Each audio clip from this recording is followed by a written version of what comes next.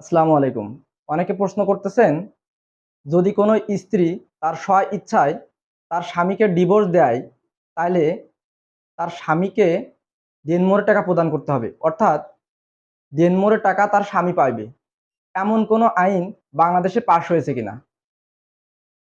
5ই আগস্টের পর থেকে আমি নিজেও দেখছি একটা নিউজ সোশ্যাল মিডিয়ায় ভাইরাল হয়েছে।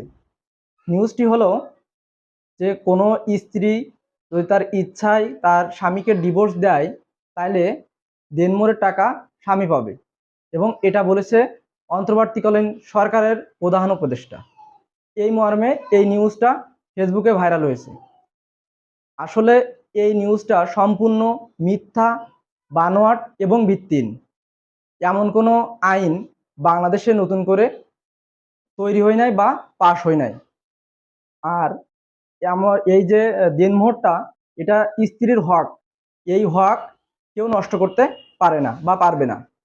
যদি কোনো স্বামী তার স্ত্রীকে এই দিনমোহরের টাকা না দিতে চায়, সেই স্ত্রী কোর্টে মামলা দায়ের করতে পারবে।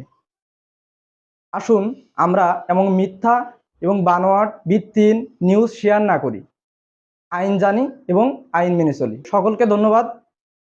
আসসালামু আলাইকুম।